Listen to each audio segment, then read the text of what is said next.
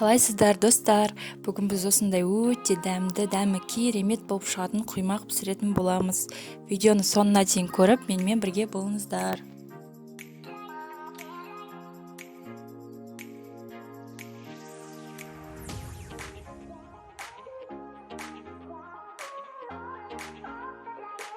Құймағымызды дайындау үшін бізге шекер, пісте май, сүт, ұн, жұмыртқа және де ас содасы қажет. Ең алдымен бізге осындай үлкен ыдыс қажет болады. Ең бірінші осылай шекеріміз салып, үстіне 4 жұмыртқамыз саламыз. Және де миксермен жақсылап миксерлеп араластырамыз.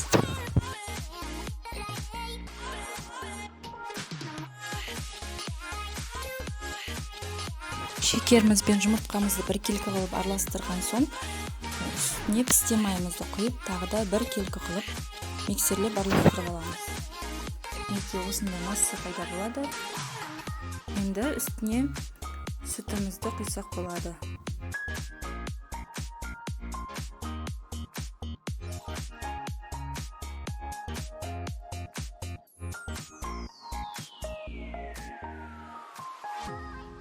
Неге сүтімізді қосып жақсылап араластырып болдық. Енді кезекте ұнымызға ас содасын қосып, бір араластырып, ұнымызды 2 бөлікке бөліп саламыз. Неге бір бөлігін салдық, енді жақсылап миксерлейміз. Бізде ешқандай түйіршік қалмау керек ұннан. Неге екінші бөлігін тағы да салып, жақсылап миксерлеу керек. Неге біздің құймағымыздың қамыры дайын болды. Ешқандай түйіршік жоқ. Енді құймағымызды пісіруге кірісеміз. Ең алдымен сковородкамыздың бетін осылай майлап шығамыз. Сонан соң құймағымыздың дайын қамырынан бір ожау алып құямыз. Және де қамырды құйған бойда бірден сковородканы қозғап осылай қамырымызды жайып шығамыз. Мінекей құймағымыздың қамыры доп-домалақ болып шыға келді. Енді құймағымыз піскенін жиегі жайлап қызара бастағаннан байқаймыз. Және де мінекей аудардық. Енді келесі беті тез піседі, сондықтан міндетті түрде қарап тұрыңыздар.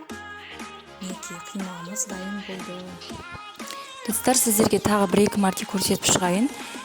Және де құймақ пісіргендегі отымыз орташа отта тұру керек. Қазір мінекей сковородканы көтерген кезде отымыздың қаншалықты жанып тұрғанын көрсеңіздер болады.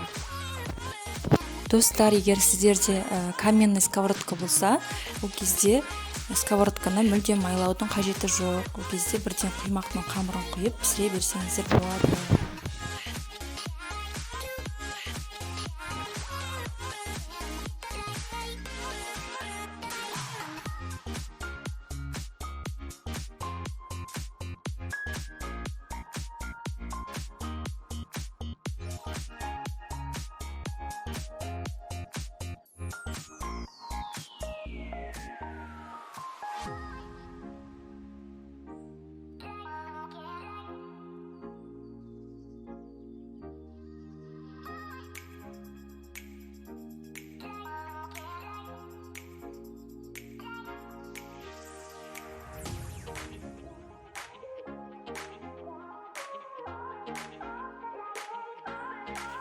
Мінекей достар, біздің өте дәмді керемет құймағымыз дайын болды. Және де достар, бағанағы жасаған құймақтың қамырынан бізде барлығы 32 дана құймақ шықты.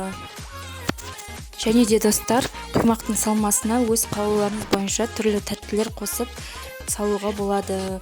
Яғни джем, кремдер, сүзбе деген сияқты тағы басқа тәттілер қосуға болады. Міндетті түрде жасап көріңіздер. Видеоны соңына дейін тамашалағандарыңыз үшін алғыс білдіремін. Барлықтарыңызға ас болсын.